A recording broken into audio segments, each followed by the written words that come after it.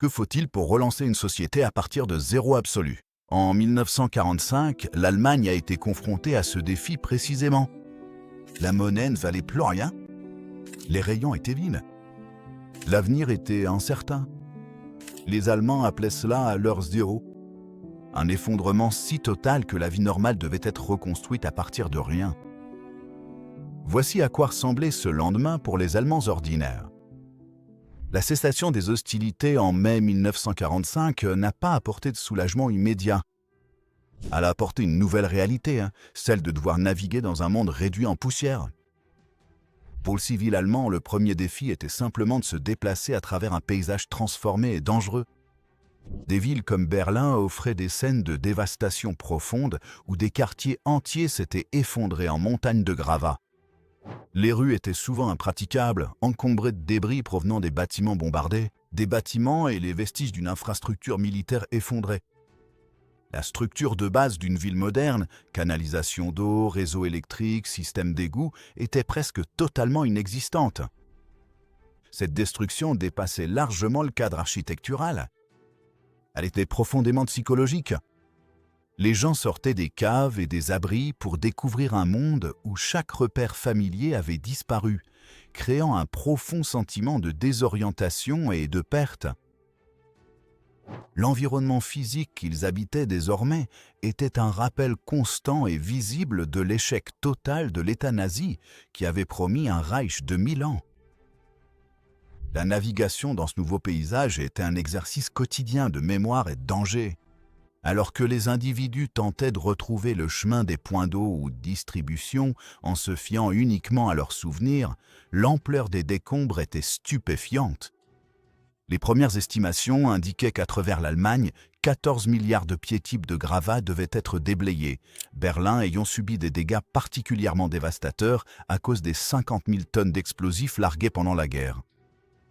Il ne s'agissait pas simplement d'une opération de nettoyage, c'était une condition fondamentale pour toute forme de relèvement. La crise la plus immédiate obligeait à chercher refuge dans les sous-sols de bâtiments éventrés ou dans tout édifice conservant une partie de toit. Cet abri rudimentaire offrait peu de protection contre les éléments et encore moins contre la poussière omniprésente et la peur qui imprégnait l'air. Chaque aspect de la vie était dicté par ce paysage en ruine. Un simple trajet pour trouver de la nourriture ou de l'eau potable devenait une véritable expédition, nécessitant une planification minutieuse et une grande endurance physique. L'environnement lui-même représentait un danger, avec des amas instables de maçonnerie et des barres d'armature exposées constituant des menaces constantes. Le paysage n'était pas passif, il façonnait activement le rythme et les possibilités de l'existence, réduisant la vie à son expression la plus élémentaire.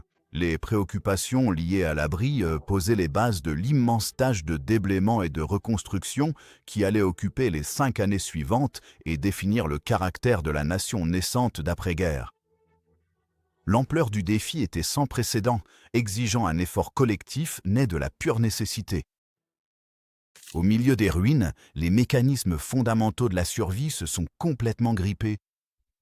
Avec la dissolution de l'appareil d'État, le besoin humain le plus élémentaire est devenu la préoccupation centrale de chaque individu. Les Alliés ont mis en place un système officiel de rationnement, mais les niveaux fixés étaient cruellement insuffisants. Pour un consommateur ordinaire, l'allocation tournait souvent autour de 1500 calories par jour, voire moins. Ce n'était pas un accident des circonstances, mais un élément délibéré du plan industriel allié. Une politique conçue pour empêcher toute possibilité de réarmement allemand. Les conséquences humanitaires de cette stratégie furent dévastatrices. La carte de rationnement officielle était en grande partie un document théorique. La distribution réelle de la nourriture était chaotique et peu fiable. Les cartes de rationnement classaient la population, les membres de la famille ne travaillant pas recevant la plus faible allocation, un niveau sinistrement surnommé la carte de la faim ou du cimetière. Beaucoup de personnes recevaient bien moins que leur part officielle, si tant est qu'elles recevaient quoi que ce soit. La situation devint particulièrement critique dans la zone britannique en mars 1946, où les rations furent officiellement réduites à un niveau proche de la famine, soit environ 1000 calories par jour. Les effets physiologiques de cette sous-alimentation chronique étaient graves et visibles. Les rapports médicaux faisaient état de crises sanitaires généralisées directement liées à la malnutrition. L'œdème de la faim, un gonflement causé par une grave carence en protéines, devint monnaie courante. La vulnérabilité de la population aux maladies infectieuses comme la tuberculose augmenta de façon spectaculaire à mesure que les systèmes immunitaires s'affaiblissaient. La cicatrisation des plaies ralentissait dangereusement, transformant des blessures mineures en conditions potentiellement mortelles. Elle dictait le rythme même de l'existence quotidienne. Des heures chaque jour étaient consacrées à faire la queue. Les gens se tenaient dans de longues files d'attente silencieuses devant les points de distribution, souvent sans aucune garantie qu'il resterait de la nourriture une fois arrivés au guichet. Ce rituel épuisant consommait une énergie que le corps pouvait à peine se permettre de dépenser. La vie se réduisait à une seule préoccupation implacable. Cet effondrement systémique donna naissance à une vaste et essentielle économie parallèle. Le marché noir ne fut plus une activité marginale, mais devint un pilier central de la survie. Des articles comme les cigarettes, le café et le chocolat, principalement disponibles auprès des soldats alliés, devinrent une monnaie de fait, leur valeur dépassant de loin celle du Reichsmark désormais sans valeur. Les transactions dans cette économie souterraine étaient dangereuses, mais nécessaires pour se procurer nourriture, médicaments et carburant. Une pratique parallèle, connue sous le nom de hamstering, émergea comme une réponse désespérée à la famine urbaine. Les citadins, ne possédant guère plus que leurs derniers objets de valeur personnelle, se rendaient à la campagne pour troquer avec les paysans. Un héritage familial, un bijou ou de la porcelaine fine pouvaient être échangés contre un sac de pommes de terre ou quelques kilos de céréales. Cette quête nécessitait un effort immense et exposait les individus à des risques considérables. Mais elle représentait l'une des rares possibilités de compléter les maigres rations officielles. La lutte était intensifiée par l'environnement lui-même. L'hiver 1946 apporta des températures qui chutèrent jusqu'à -20 degrés Celsius. La combinaison d'un froid extrême et d'une alimentation insuffisante dans des villes bombardées où le combustible de chauffage manquait entraîna d'immenses souffrances. À Berlin seulement, plus d'1 millier de décès furent directement attribués au froid. Le déficit calorique limitait la capacité productive de l'ensemble de la main-d'œuvre, créant un cercle vicieux où l'énergie nécessaire à la reconstruction était absorbée par la recherche de nourriture. Pour beaucoup, la ration officielle équivalait à un régime de famine lente, rendant la survie entièrement dépendante du marché noir, de l'ingéniosité personnelle et d'une lutte quotidienne incessante. Cela définissait cette période comme une ère de pure subsistance. La tâche de déblayer l'incroyable volume de gravats incombait de façon disproportionnée aux femmes. Leur travail devint rapidement essentiel, pourtant le terme « Trümmerfrauen » ou « femme des décombrés » suggère souvent un devoir civique volontaire. La réalité était plus institutionnelle. Dans nombreuses villes, ce travail devint une condition formelle pour obtenir des cartes de rationnement, une forme de service de travail obligatoire imposée par les autorités locales. On était prêt à mobiliser toutes les mains disponibles. Les occupants alliés, en particulier dans la zone soviétique, mirent également en place des ordres de travail obligatoires pour dégager les routes de transit vitales. Le travail lui-même était d'une brutalité physique et d'une intensité implacable. Les femmes, et parfois des adolescents, formaient de longues chaînes humaines à travers les ruines. Elles se passaient des briques et des morceaux de maçonnerie de main en main, dans un effort systématique pour trier les décombres et pour récupérer tout matériau de construction réutilisable. Chaque brique qui pouvait être nettoyée et empilée représentait une petite part d'une future construction. Elles travaillaient avec les outils les plus rudimentaires, seaux, paniers, et souvent simplement à main nue, arrachant les restes emmêlés des bâtiments dans des conditions constamment dangereuses.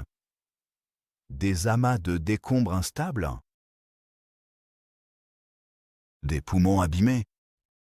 Cette image de femme déblayant méthodiquement les ruines laissées par une guerre commencée et menée par des hommes est devenue un symbole puissant de la nouvelle Allemagne. C'était une représentation visuelle forte d'un nouveau départ, d'une société qui, au sens propre comme au figuré, se sortait des conséquences de son passé. Ce symbolisme, cependant, servait souvent à masquer une réalité bien plus dure. Mal rémunérés, À Berlin, par exemple, la rémunération consistait souvent en une catégorie de ration légèrement améliorée, plutôt qu'en une véritable monnaie. Le coût physique était immense, entraînant des problèmes chroniques de dos, des troubles respiratoires et un risque élevé de blessures causées par le verre brisé, le métal tranchant et les débris tombants. La base concrète posée par leur travail ne saurait être surestimée. Sans le déblaiement des rues, aucune reconstruction n'aurait pu commencer. Aucun camion n'aurait pu livrer de matériaux, aucune équipe d'infrastructure n'aurait pu réparer les conduites d'eau ou d'électricité. Le troublement ? Le travail des Frauen a constitué la toute première étape indispensable pour reconstruire une société fonctionnelle à partir de zéro. Leurs efforts ont également marqué un profond changement social. Avec des millions d'hommes allemands morts, blessés ou encore prisonniers de guerre, les femmes sont devenues l'épine dorsale incontestable de la population civile survivante. Elles ne se contentaient pas de gérer les foyers dans une extrême pénurie, mais accomplissaient désormais aussi les travaux civiques les plus physiquement exigeants. Pourquoi les femmes étaient-elles appelées « femmes des décombres » et quel travail brutal accomplissaient-elles au quotidien? Elles constituaient la principale force de travail pour le déblaiement manuel des villes, accomplissant un labeur exténuant essentiel à la survie, souvent dans des conditions coercitives. Leurs efforts représentaient la première étape concrète pour sortir de leur zéro. Un témoignage d'endurance pur qui a amorcé le long processus de reconquête d'une nation sur ses propres cendres. Cet effort collectif, né d'une nécessité absolue, a peu à peu transformé les champs de ruines infranchissables en chantiers de construction naissants. Alors que les civils allemands étaient absorbés par la lutte quotidienne pour la survie, les puissances alliées commencèrent à mettre en œuvre un plan global et systématique pour le territoire occupé. Cela se produisait en parallèle frappant avec le combat de base pour la nourriture et le logement, souvent avec des priorités radicalement opposées. Le cadre fondamental de cette occupation fut établi lors de la conférence de Potsdam en juillet et août 1945. Les Alliés ont officialisé la division de l'Allemagne en 4 zones militaires distinctes, chacune administrée par l'un des vainqueurs, les États-Unis, la Grande-Bretagne, la France et l'Union soviétique. La capitale, Berlin, située au cœur de la zone soviétique, fut elle-même divisée en 4 secteurs correspondants, créant ainsi une île administrative isolée. Celle-ci allait devenir un point focal à la fois pour la coopération alliée et pour les futurs conflits de la guerre froide. La directive initiale pour les forces américaines, connue sous le nom de JCS 1067, prévoyait une approche dure et punitive. La démilitarisation de l'Allemagne est ce que l'on appelait sa pastoralisme, une politique explicitement conçue pour empêcher la reprise économique et démanteler sa capacité industrielle de guerre. Cette directive précisait clairement que le peuple allemand ne devait pas être traité comme un allié ou un ami, reflétant la volonté d'éviter les erreurs perçues du règlement d'après la Première Guerre mondiale.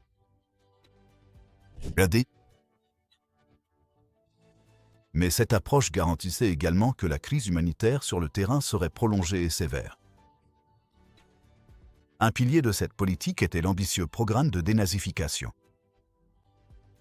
Son objectif déclaré était d'éradiquer chirurgicalement toute trace de l'idéologie nazie et de l'appartenance au parti dans la vie publique, en écartant les individus des postes gouvernementaux, des fonctions d'enseignement et d'autres rôles d'influence. Le processus a commencé par une vague d'arrestations massives. Des centaines de milliers d'anciens membres du parti nazi, ainsi que du personnel de la SS et de la Gestapo, furent rapidement internés dans des camps de fortune, les écartant ainsi des postes d'autorité. Pour traiter systématiquement le reste de la population adulte, les Alliés mirent en place un questionnaire obligatoire et exhaustif, connu sous le nom de Fragebogen. Ce document exigeait de chaque adulte allemand qu'il fournisse un compte-rendu détaillé de son histoire politique et de ses affiliations.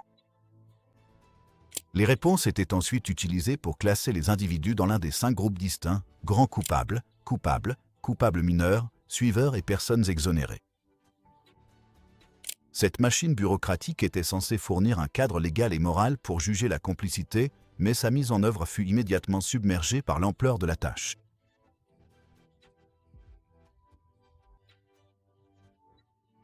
Cela s'est avéré être une impossibilité logistique, ouvrant la voie aux compromis et aux raccourcis qui allaient par la suite diluer le processus. Que s'est-il passé lorsque les puissances alliées ont divisé l'Allemagne en 4 zones d'occupation? Ils ont créé un paysage politique fracturé qui allait se figer dans la division de la guerre froide, tout en lançant simultanément un vaste et complexe programme de purge de l'idéologie nazie. Ce découpage administratif a établi la structure fondamentale de tout développement politique et économique ultérieur, garantissant que l'expérience de l'occupation et la trajectoire à suivre seraient radicalement différentes selon la localisation géographique. La division n'était pas simplement un arrangement militaire temporaire, c'était la première étape concrète vers la partition éventuelle de la nation. Initiée bien avant la construction de tout mur physique. Une autre crise a bouleversé la vie quotidienne, la nation fracturée, les personnes déplacées et les survivants de retour. Plus de 10 millions d'Européens en mouvement partageaient ce paysage. Réfugiés, personnes déplacées, déportées et expulsées. L'un des plus grands mouvements de population de l'histoire moderne. Jusqu'à 14 millions de personnes nécessitaient un hébergement dans les zones occupées, créant un immense fardeau logistique pour des autorités qui peinaient déjà à approvisionner leur propre ville. Des millions de personnes déplacées ou d'épées vivaient dans des camps administrés par l'Administration des Nations Unies pour le secours et la réhabilitation, puis par l'Organisation internationale pour les réfugiés. Ces personnes formaient un groupe diversifié de survivants, ceux libérés des camps de concentration, les travailleurs forcés amenés de toute l'Europe occupée par les nazis et d'anciens prisonniers de guerre originaires des pays de l'Est. L'administration et les rations étaient relativement meilleures que les conditions endurées par les communautés allemandes environnantes. Cette disparité, fondée sur l'impératif moral d'aider les principales victimes du nazisme, a suscité du ressentiment parmi les Allemands eux-mêmes, affamés et sans abri. Pour les survivants juifs, la fin nominale de la guerre n'a pas mis fin à la persécution. Beaucoup de ceux qui ont tenté de retourner dans leurs anciennes villes et villages ont été confrontés à l'hostilité ouverte et à la violence de la part de leurs anciens voisins. La phrase « tu n'as plus ta place ici » était un refrain courant et glaçant, signalant que les fondements idéologiques de l'exclusion n'avaient pas disparu avec le régime. Le danger était bien réel. Le 4 juillet 1946, le pogrom de Kielce en Pologne a déclenché une vague de fuite, poussant des milliers de juifs polonais vers la relative sécurité des camps de personnes déclassées en Allemagne. En conséquence, la population juive dans ces camps a augmenté de façon spectaculaire, passant d'environ 20 000 en 1945 à près de 250 000 en 1947. Ceci témoigne à la fois de l'antisémitisme persistant en Europe de l'Est et du rôle du système des camps de personnes déplacées comme refuge ultime. Beaucoup de survivants juifs ont découvert qu'ils n'avaient plus de foyer à retrouver. Ou bien leur maison était occupée par d'autres qui refusaient de partir. Le processus légal de restitution était lent et inégal. Le résultat fut un vide existentiel, un passé anéanti, un avenir européen incertain et l'émigration, en particulier vers la Palestine, apparaissant comme le chemin le plus sûr vers la sécurité. Et l'autodétermination? Au sein des camps, la vie juive organisée s'est reconstruite. Des écoles, des journaux, des théâtres et des conseils politiques ont vu le jour. Des cliniques médicales soignaient les traumatismes et la malnutrition. Les organisations d'aide coordonnaient le transport, la documentation et les formalités nécessaires à l'immigration. Ces institutions étaient fragiles mais déterminées. Elles faisaient front contre le désespoir. Les revendications concurrentes sur des ressources limitées ont confronté les administrations alliées à un choix difficile, donner la priorité aux victimes du nazisme tout en évitant un effondrement social plus large. Pendant ce temps, des millions d'Allemands ethniques expulsés d'Europe de l'Est exerçaient une pression supplémentaire sur les réseaux de logement, d'alimentation et de transport, aggravant les tensions dans chaque zone. La présence des personnes déplacées était un rappel constant des crimes commis au nom de l'Allemagne. Elle remettait en pauvre le récit d'une souffrance universelle. Et la stratégie politique à plus long terme. Sous cette pression, les désaccords entre les puissances occupantes se sont accentués, tout comme la rivalité autour de la politique économique et de l'avenir de l'Allemagne. Au premier plan, Dès 1946, la façade de l'unité alliée commença à se fissurer en raison de désaccords fondamentaux. Le point central de discorde était la politique économique et son objectif ultime pour l'Allemagne. Dans la zone soviétique, un processus systématique de démantèlement industriel était en cours.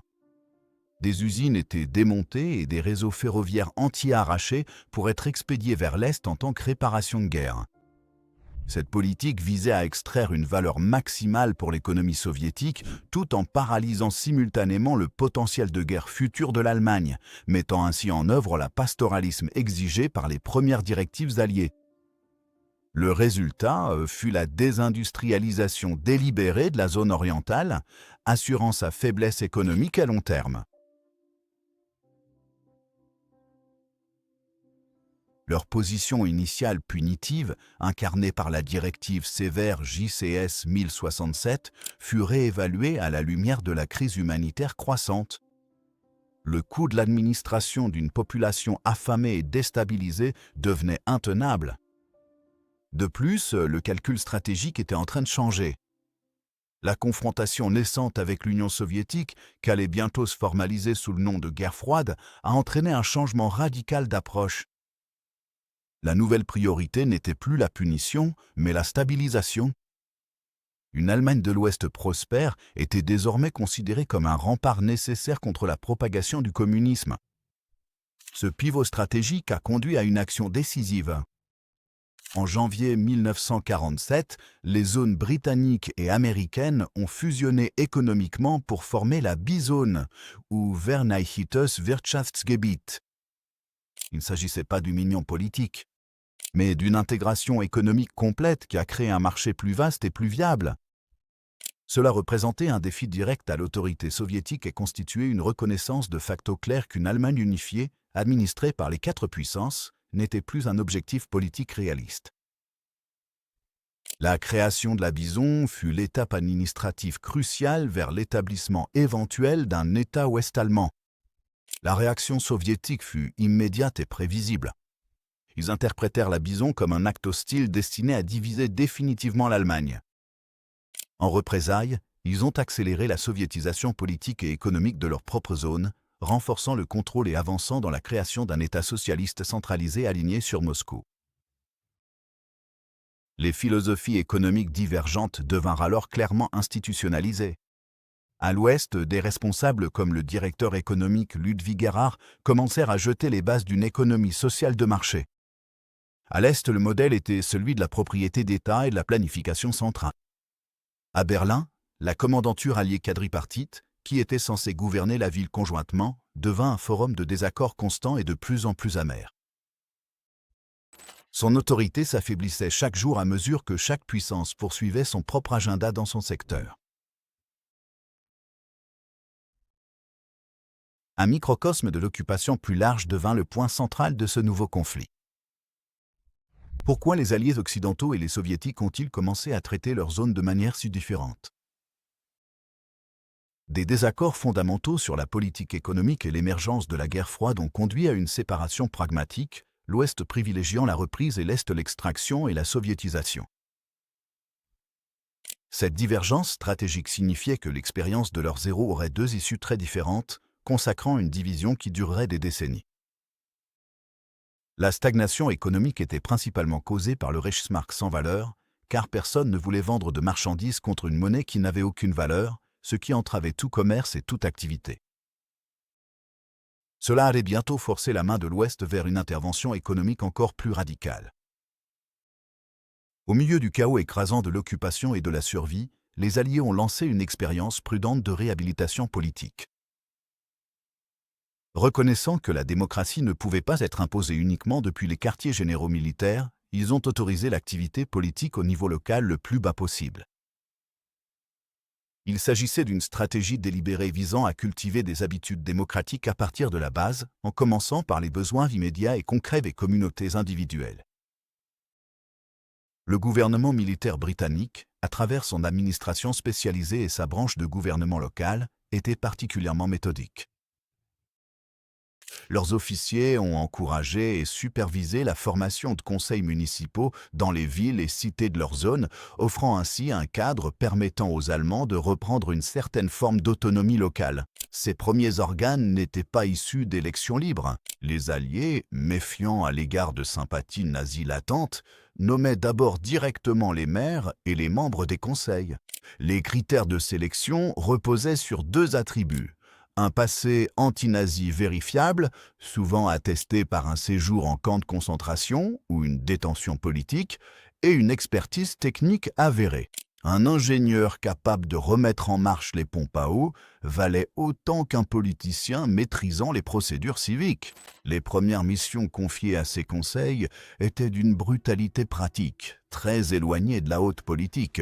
Leur mandat consistait à organiser le déblaiement des gravats, à trouver des moyens de rouvrir les écoles dans les bâtiments encore debout et à coordonner la remise en service des services essentiels comme l'eau et l'électricité. L'octroi de licence suivait également une séquence soigneusement établie. Les partis politiques étaient d'abord approuvés au niveau local, puis aux échelons régionaux et enfin à l'échelle de la zone. L'Union chrétienne-démocrate et le Parti social-démocrate entamèrent le travail minutieux de reconstruction de leurs organisations, ville par ville, district par district, sous la surveillance étroite des Alliés qui vérifiaient les dirigeants et surveillaient les activités. Cette approche pragmatique et locale constitue un contraste délibéré avec la tyrannie centralisée de l'État nazi. Elle visait à encourager la responsabilité locale et l'engagement civique en rétablissant la confiance grâce à des résultats concrets qui amélioraient la vie quotidienne. La participation, cependant, se fit lentement. Le souvenir de la manière dont le régime nazi avait manipulé et corrompu les institutions engendrait scepticisme et apathie. L'idée de s'engager à nouveau dans un parti politique paraissait risquée. Pourtant, ces conseils devinrent indispensables. Ils servirent de terrain d'essai pour une nouvelle génération d'administrateurs et de responsables politiques. Certaines trajectoires professionnelles illustrent le passage de l'administration sous occupation à la direction nationale. Konrad Adenauer, nommé maire de Cologne par les Américains avant d'être révoqué, retrouva la vie publique grâce à ce dispositif. Willy Brandt, qui travaillait avec la mission militaire norvégienne dans l'immédiat après-guerre, navigua lui aussi dans cet environnement hybride de supervision alliée et d'initiative allemande. Leur parcours soulignait combien les structures locales de l'immédiat après-guerre avaient permis d'émerger des personnalités qui allaient ensuite façonner la politique nationale. Quel rôle l'initiative locale allemande a-t-elle joué par rapport aux directives descendantes des Alliés dans la reconstruction ? La restauration des services de base fut en grande partie menée par ces conseils nommés, qui travaillaient de concert avec et sous la supervision des conseillers alliés. Les Allemands apportaient la main-d'œuvre, les compétences techniques et les liens avec la communauté. Les Alliés fournissaient l'autorité, la sécurité et les ressources. Ce processus décentralisé et collaboratif devint un embryon fonctionnel de la structure fédéraliste de l'Allemagne de l'Ouest, montrant que la nouvelle démocratie prenait racine dans les mairies et les centres communautaires où commençait le travail de reconstruction. Mais la renaissance administrative ne remplissait pas les ventres vides. Même si les conseils rouvraient les écoles et traçaient les réseaux d'eau, la survie quotidienne exigeait d'autres méthodes qui n'attendaient pas l'approbation officielle. Les systèmes officiels de rationnement et de monnaie étaient totalement insuffisants pour survivre. Cet échec total de l'économie formelle donna naissance à une culture omniprésente d'improvisation et d'ingéniosité, un phénomène que l'on appela plus tard la Zusammenbruchgesellschaft, la société de l'effondrement. Dans cette réalité économique parallèle, le marché noir ne fonctionnait pas comme une activité marginale, mais comme un pilier central et indispensable de la vie quotidienne. Sa monnaie de prédilection n'était pas le Reichsmark sans valeur, mais la cigarette. La valeur de cette marchandise n'était pas fixée par une autorité allemande, mais par les magasins PX des armées alliées, ce qui en faisait un moyen d'échange stable et universellement accepté, pour tout, du pain aux matériaux de construction.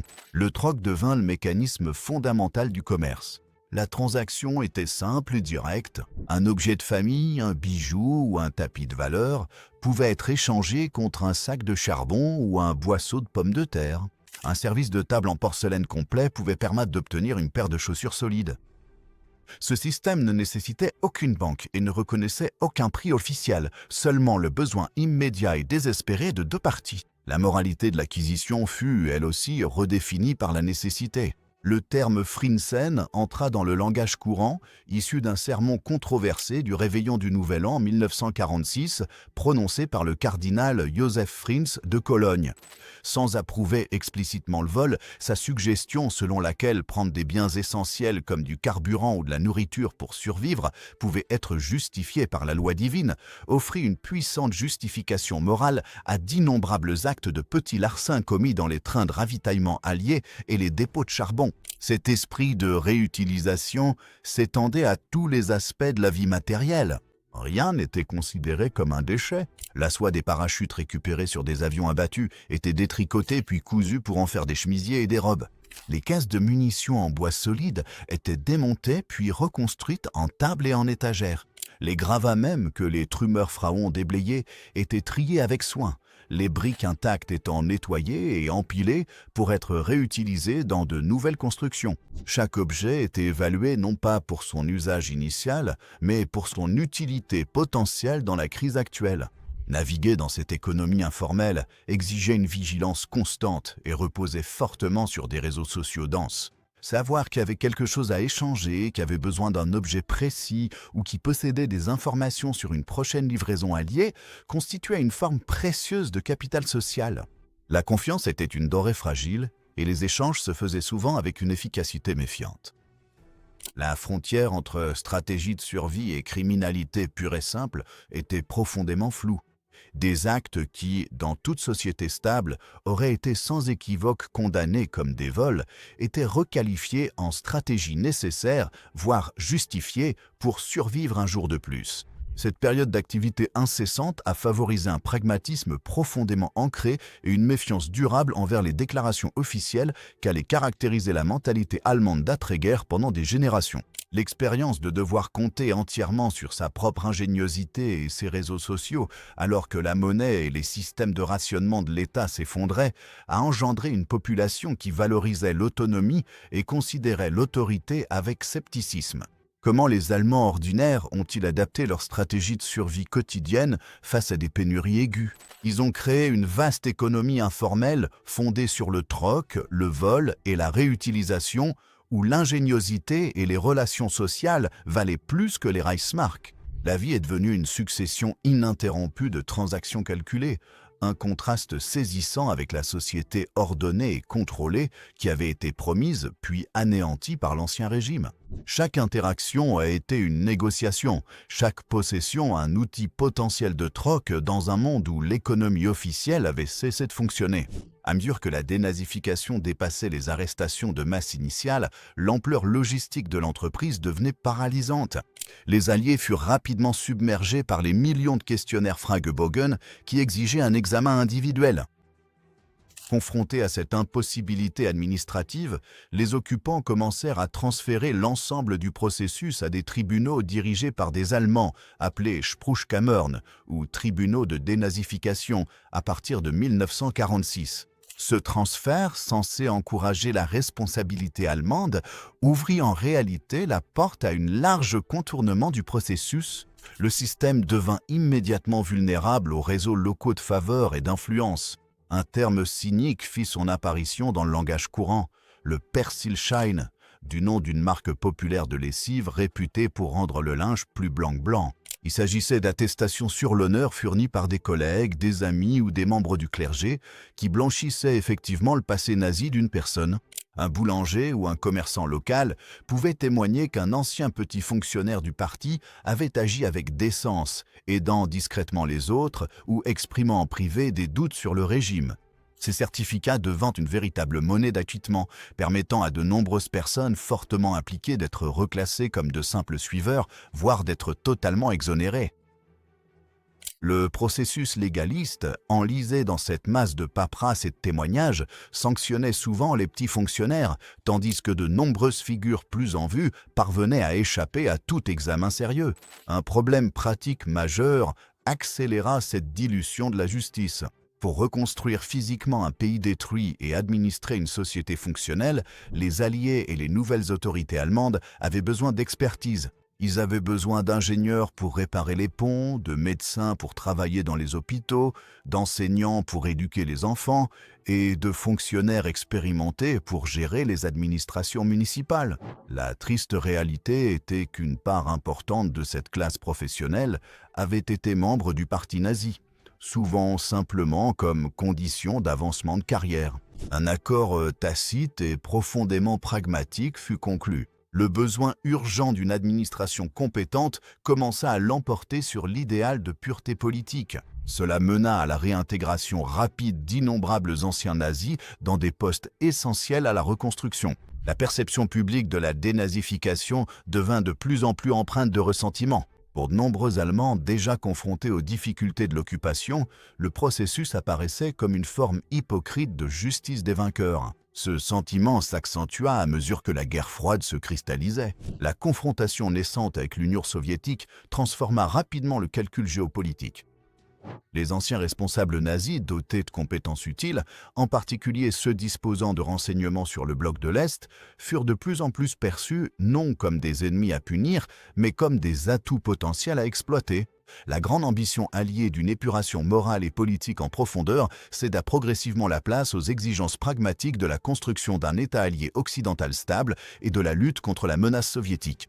Comment les politiques de dénazification ont-elles affecté des centaines de milliers de civils allemands ? Elles ont engendré un processus bureaucratique chaotique et souvent mal perçu, qui a d'abord provoqué d'importantes perturbations professionnelles et sociales, mais qui a été progressivement édulcoré en raison de considérations pratiques incontournables et de la réorientation spectaculaire des priorités alliées. L'objectif initial d'un règlement de compte exhaustif fut en grande partie abandonné, laissant place à un processus judiciaire superficiel et incomplet. Cet échec à affronter l'ampleur réelle de la complicité engendra un fardeau silencieux et non résolu, une esquive collective de vérités difficiles que les générations suivantes d'Allemands seraient contraintes d'affronter bien après le départ des occupants.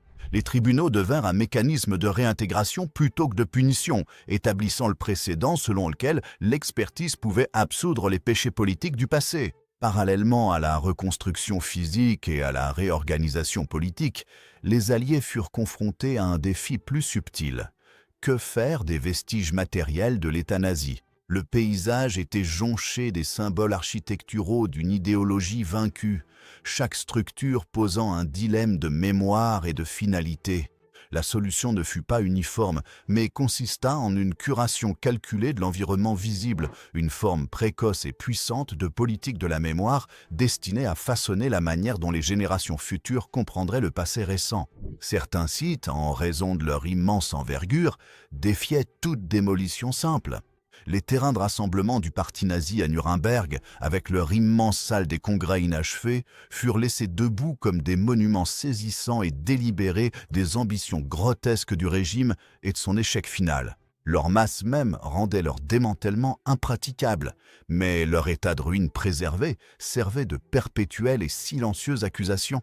D'autres lieux exigeaient une approche plus chirurgicale. Le complexe de bâtiments de la Prinz-Albrecht-Straße à Berlin, qui abritait les quartiers généraux de la Gestapo et de la SS, fut en grande partie rasé. Cependant, les sous-sols où les prisonniers avaient été interrogés et torturés furent délibérément préservés dans le terrain vague ainsi créé. Cette décision de laisser les fondations à découvert transforma le site en une plaie béante dans le paysage urbain, qui deviendrait, des décennies plus tard, le centre de documentation officielle Topographie de la Terreur. Le message était clair. La superstructure du pouvoir pouvait être démolie, mais il fallait que la fondation de sa brutalité reste visible. Une campagne systématique d'effacement symbolique eut lieu simultanément. Des équipes de travail, souvent sous la supervision des Alliés, gurinaient soigneusement les croix gammées et autres insignes nazis des bâtiments publics, des monuments et même des plaques d'ego. Les statues d'Hitler et d'autres dirigeants du parti furent arrachées de leurs piédestaux et fondues pour récupérer le métal. Le langage visuel du Troisième Reich devait être effacé du quotidien. Les Alliés utilisèrent également des preuves documentaires pour consolider ce récit de la défaite. Des photographes et des équipes de tournage furent envoyés pour immortaliser l'état de ruine des principaux sites nazis, comme la chancellerie du Reich incendiée. Ces images, largement diffusées, créèrent un dossier visuel officiel de la chute du régime, renforçant l'idée de l'effondrement total, tant militaire que moral. Cette réécriture du paysage physique reflétait une profonde tension entre des impulsions contradictoires, le désir de punir par l'effacement, la nécessité d'ébuquer en préservant des preuves et les exigences pratiques écrasantes de la reconstruction. Ce conflit s'illustrait peut-être de façon la plus frappante dans les débats autour des monuments historiques épargnés par l'idéologie nazie, comme les nombreuses églises allemandes en ruine après les bombardements. Des discussions animées s'ensuivirent pour savoir s'il fallait les reconstruire à l'identique afin de préserver une continuité historique ou adopter des styles architecturaux modernes comme une rupture délibérée avec tous les passés, y compris le plus récent. Les nouvelles constructions qui commencèrent à émerger des décombres n'avaient donc pas seulement pour but de fournir un abri, elles constituaient une affirmation consciente de l'identité. L'architecture moderniste, avec ses lignes épurées et son rejet de l'ornementation historique, était considérée par beaucoup comme l'esthétique appropriée pour une Allemagne nouvelle et démocratique. Qu'est-il advenu des symboles et des bâtiments nazis dans les territoires occupés ? Ils ont été systématiquement retirés, détruits ou réaffectés dans un effort conscient d'effacer le langage visuel du nazisme et de créer un nouvel environnement physique. Le paysage lui-même était en train d'être modifié, une forme silencieuse mais puissante de rééducation qui agissait de concert avec les programmes plus visibles de dénazification. Chaque décision concernant ce qu'il fallait détruire, ce qu'il fallait laisser à l'état de ruine et ce qu'il fallait reconstruire était une étape délibérée dans le démantèlement de la psyché physique du Troisième Reich. Ce processus garantissait que les villes renaissantes de leurs cendres ne se contenteraient pas de reproduire le passé, mais incarnaient une réinterprétation consciente, quoique contestée, de la mémoire nationale, où les traces de l'Ancien Régime étaient soit absentes, soit explicitement présentées comme des artefacts à valeur d'avertissement. La cause fondamentale de la stagnation économique entre 1945 et 1948 fut l'effondrement total du Reichsmark. La monnaie était devenue totalement sans valeur car plus personne n'avait confiance en sa valeur. Les agriculteurs refusaient de vendre leurs produits contre du papier qui ne permettait rien d'acheter en retour. Les industriels voyaient peu d'intérêt à fabriquer des biens lorsque les paiements qu'ils recevaient étaient dénués de sens. L'ensemble de l'économie était revenu à un système primitif de troc et de marché noir, car le moyen d'échange officiel était devenu dysfonctionnel. Cette paralysie garantissait que la période de simple subsistance se poursuivrait indéfiniment, piégeant la population dans un cycle où les moyens de la reprise restaient perpétuellement hors de portée. Ce blocage fut brisé par un seul acte décisif. Le 20 juin 1948, dans les 3 zones d'occupation occidentale, les anciens Reichsmarks furent déclarés invalides. À leur place, une nouvelle monnaie fut introduite, le Deutschmark. L'échange fut strictement contrôlé. Initialement, chaque individu reçut 40 nouveaux Deutschmarks. Un second échange eut lieu plus tard, mais à un taux fortement désavantageux, effaçant effectivement les importantes sommes d'anciennes monnaies théosaurisées. Il s'agissait d'une mesure calculée pour détruire le surplus monétaire qui paralysait l'économie. L'effet ne fut pas progressif, il fut instantané. En l'espace d'une journée, des marchandises cachées depuis des années apparurent soudainement dans les vitrines des magasins. Les agriculteurs amenèrent leurs produits au marché, confiants de pouvoir désormais recevoir un paiement significatif. Le marché noir, qui avait été un pilier essentiel de l'économie de survie, perdit presque du jour au lendemain sa raison d'être fondamentale. La réforme monétaire fut le catalyseur décisif, mais elle s'accompagna d'un autre changement de politique crucial.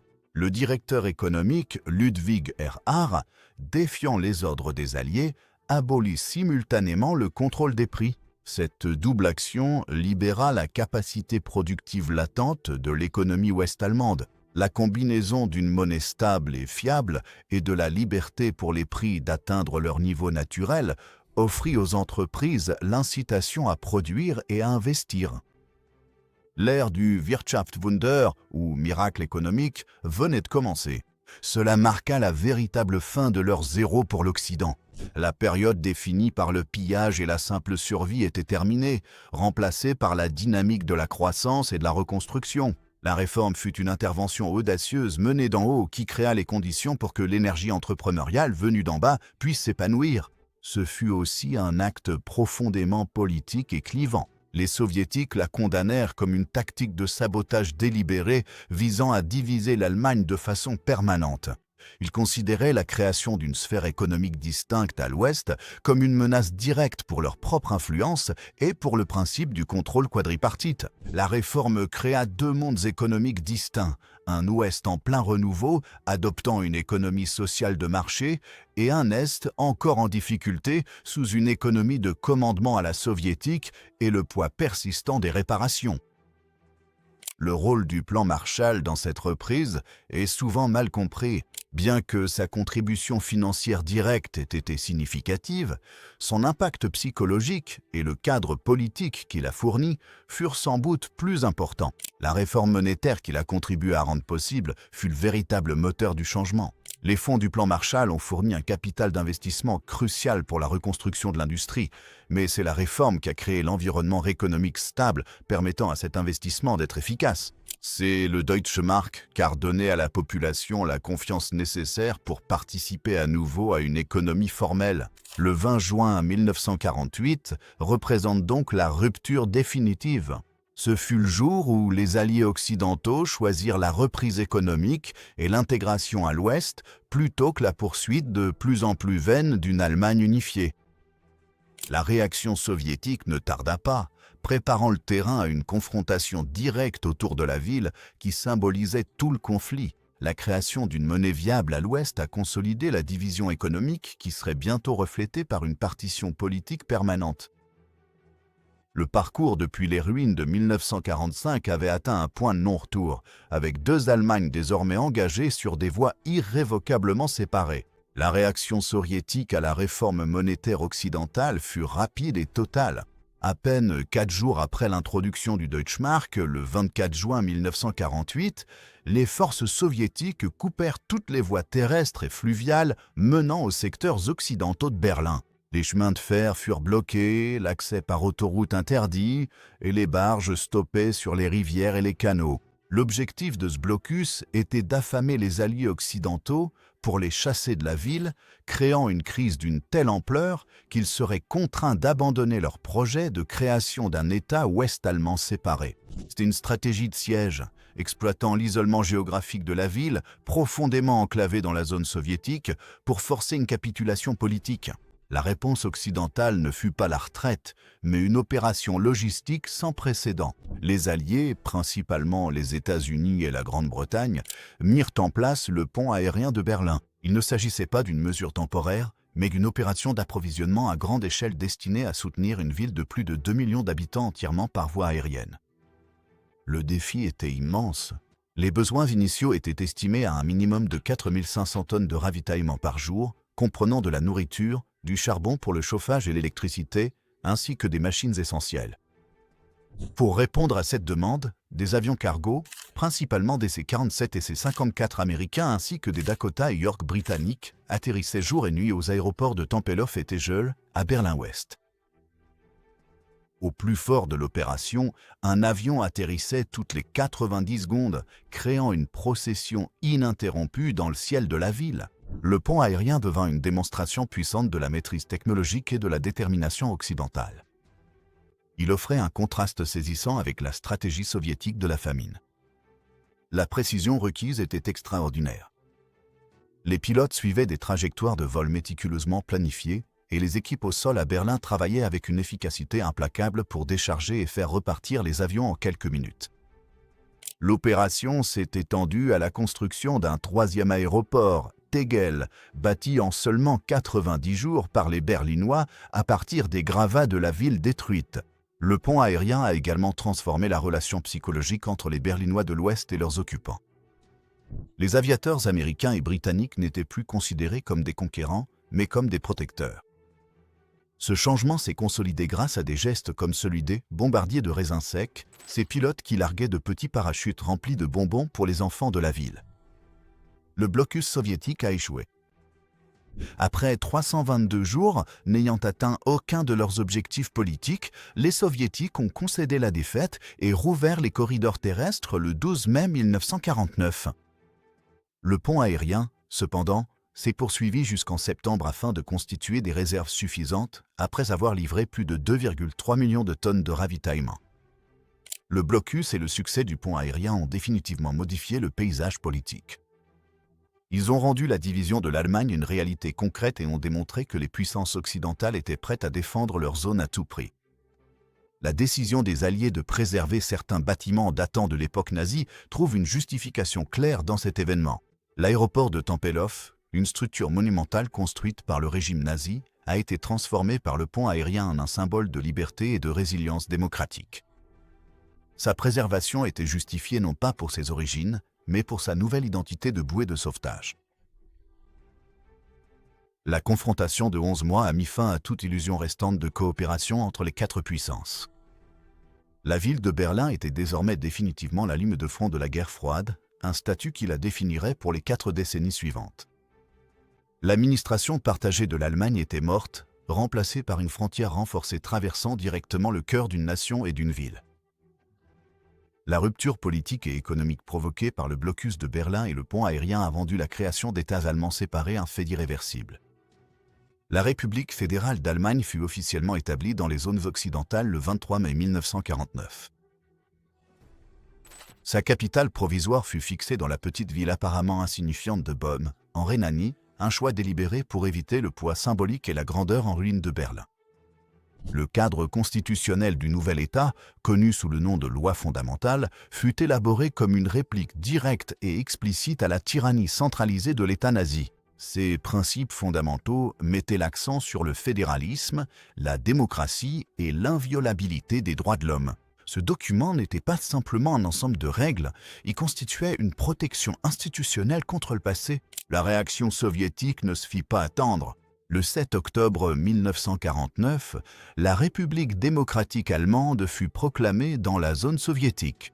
Sa création fut une mesure réactive, une imposition descendante reflétant la structure politique de son parrain. Leur zéro aboutit ainsi à 2 conclusions radicalement divergentes. À l'ouest, le parcours depuis les décombres aboutit à une démocratie parlementaire solidement alignée sur les puissances occidentales et désormais prête pour son miracle économique. À l'est, il se solda par un État socialiste à parti unique, entièrement intégré au bloc soviétique et gouverné selon les principes de la planification centrale et du contrôle étatique. Le contraste n'aurait pas pu être plus profond.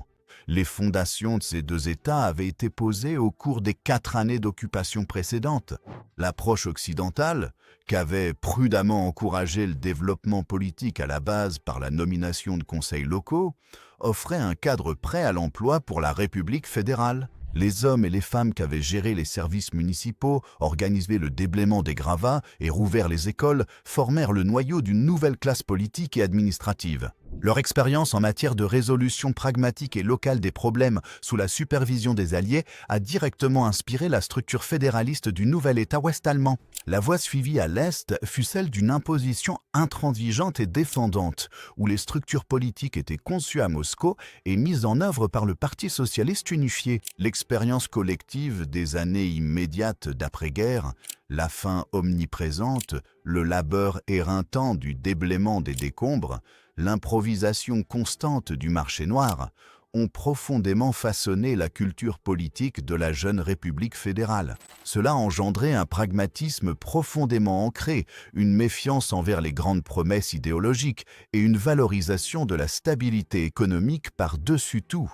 Cette mentalité, forgée dans la lutte pour la simple subsistance, allait définir l'électorat ouest-allemand pendant des décennies. Comment les communautés allemandes ont-elles organisé des écoles et des hôpitaux de fortune sans soutien gouvernemental? Cette ingéniosité populaire, démontrée dans l'immédiat après-guerre, a évolué en un principe fédéraliste localisé qui est devenu une pierre angulaire de l'État ouest-allemand, prouvant l'impact durable de cette renaissance ascendante. Les efforts communautaires pour enseigner aux enfants dans des bâtiments bombardés et soigner les malades dans des sous-sols réaménagés furent les précurseurs d'un système qui valorisait l'autonomie locale et la responsabilité civique. Le voyage depuis les décombres de 1945 avait atteint sa destination dans 2 capitales, Bonn et Berlin-Est. C'était une destination que peu auraient pu prédire au départ, une destination qui échangeait le rêve d'une nation unifiée contre la dure réalité de deux Allemagnes, chacune étant le reflet de la superpuissance qui avait assisté à sa naissance. Le paysage physique et psychologique de la défaite avait été transformé en une nouvelle division permanente, cimentant la frontière de la guerre froide.